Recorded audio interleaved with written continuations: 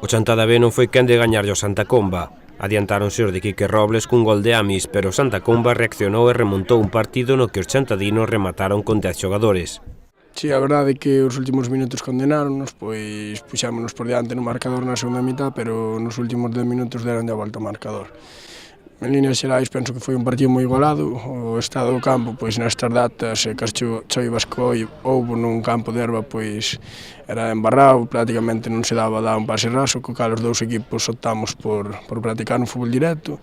Na primeira mitad tivemos os dous equipos un par de ocasións claras, nos destacaron un remate de Rubén que se foi o largueiro, e na segunda mitad pois expulsáronnos a Jordi no minuto 55 aproximadamente, unha expulsión moi rigurosa, o criterio a hora de amosar as tarjetas bastante discutible.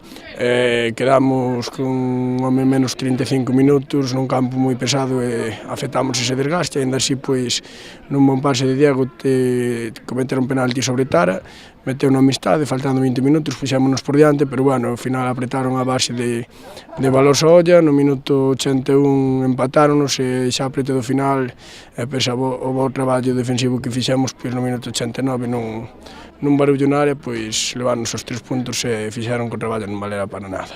Unha derrota que deixa o Chantada B en postos que poden comenzar a ser perigosos polos arrastres, polo que o filial da SD non debe despistarse. Si, a verdade é que o que se está vendo este ano na categoría é algo casi insólito, pois agás o último clasificado, San Roque, que está algo descolgado, pois o resto de equipos están a puntuar moitos da zona baixa.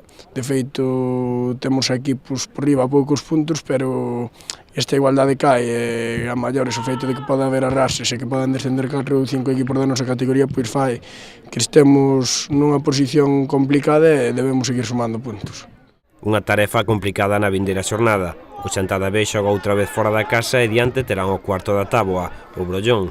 Si, o Brollón vai ser un partido moi complicado, é un equipo que está nos postos altos peleando por ascender, ademais no seu campo sempre é un equipo moi rocoso, que ali a afición apreta moito, hai ambiente, vai xente de ver o partido, é sempre un campo moi difícil, pero bueno, vamos tratar de mostrar a nosa mellor versión e intentar sumar, porque como acabo de dicir, hai que sumar todo o que sexa posible. O Chantada B está de 11º na táboa. Dos 19 partidos xogados, gañou 6, empatou 4 e perdeu 9.